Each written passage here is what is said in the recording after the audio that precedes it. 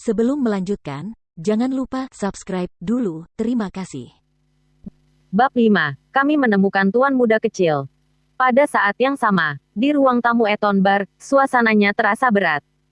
Bos bar, manajer, keamanan, dan semua staf terkait berdiri berjajar dengan sangat gentar. Semuanya memiliki ekspresi yang menunjukkan bahwa bencana akan segera menimpa mereka. Karena pangeran kecil perusahaan Lu, putra berharga Lu Tingxiao, hilang di bar mereka.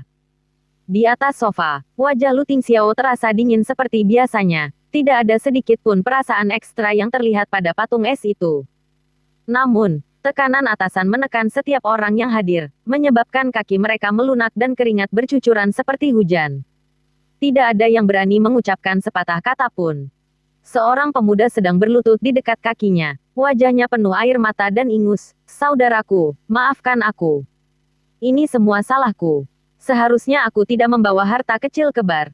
Jika sesuatu terjadi pada harta kecil, maka aku tidak akan hidup lebih lama lagi.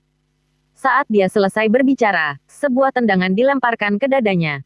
Suara patah tulang membuat kulit kepala mereka kesemutan. Semua orang yang hadir sedikit gemetar. Lu Jingli mencengkeram dadanya dan terbatuk-batuk selama beberapa saat, sebelum segera merangkak kembali dan berlutut dengan punggung tegak lagi. Orang tua mereka masih berlibur ke luar negeri, dan belum mendengar kabar bahwa harta kecil hilang. Jika mereka mengetahuinya, maka hal itu tidak akan diselesaikan hanya dengan tendangan sederhana dari kakak laki-lakinya. Dia bahkan bisa dikuliti hidup-hidup. Hati Lu Jingli saat ini seperti abu mati, benar-benar malu. Tiba-tiba terdengar ketukan di pintu ruang tamu. Bos yang paling dekat dengan pintu membukanya. Melihat tidak ada seorang pun di pintu, dia masih bertanya-tanya tentang hal itu ketika dia menundukkan kepalanya, dan tertegun, sedikit. Tuan muda kecil. Harta karun kecil. Surga. Harta karun kecil. Bayi berharga paman kedua. Kemana kamu lari? Lu Jingli merangkak dari tanah untuk memeluk lelaki kecil itu dengan erat. Dia gitu emosional hingga dia menangis. Semua orang di ruangan itu menunjukkan ekspresi selamat dari kematian. Lu Tingxiao berjalan beberapa langkah ke pintu, lalu meraih kerah baju Lu Jingli untuk membuangnya. Dia berjongkok di depan putranya. Apa yang terjadi?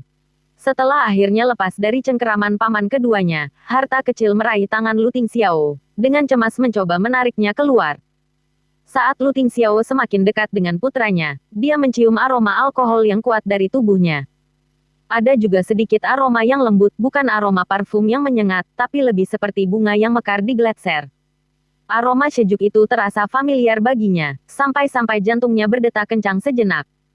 Melihat Lu Tingxiao tidak bergerak, harta kecil menunjuk ke arah tertentu, dengan cemas mengeluarkan suara serak, huhu, dari tenggorokannya.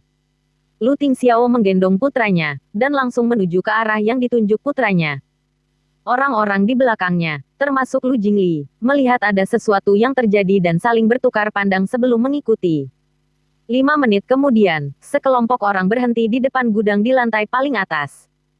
Harta kecil memutar tubuhnya dan terjatuh dari tubuh ayahnya, lalu memukul pintu gudang dengan sekuat tenaga, terlihat sangat cemas. Harta karun kecil, apa yang terjadi? Apa isinya? Lu Jingli bingung. Lu Tingxiao memerintahkan tanpa ekspresi, buka pintunya. Ya. Bos bar itu menganggukkan kepalanya, lalu berbalik untuk memarahi manajer wanita di sampingnya. Manajer Ye, tunggu apa lagi? Buka pintunya dengan cepat. Di mana kuncinya? Buka pintunya. Manajer wanita itu tercengang. Oh tidak. Wanita itu, Ningxi, masih terkunci di sana. Dia berjanji pada Changli untuk menjaganya setidaknya sampai audisi selesai. Namun, dengan 2 dewa dari keluarga Lu dan bosnya menunggu, bagaimana mungkin dia menolak? Dia hanya bisa gemetar dan mengeluarkan kunci untuk membuka pintu. Gitu pintu dibuka, seorang wanita terbaring tak sadarkan diri di lantai terlihat. Apa yang terjadi? Kenapa ada wanita di sana? Bos mengamuk. Aku tidak tahu. Tidak ada seorang pun di sana saat terakhir kali saya memeriksanya. Manajer wanita itu menekan rasa bersalah di hatinya dan menjelaskan. Dengan cepat. Selamatkan saja orang itu dulu. Saat seseorang berusaha mendekati Ningxi, harta kecil segera melemparkan dirinya ke tubuh Ningxi. Wajah kecilnya menunjukkan ekspresi galak tidak membiarkan siapapun mendekat.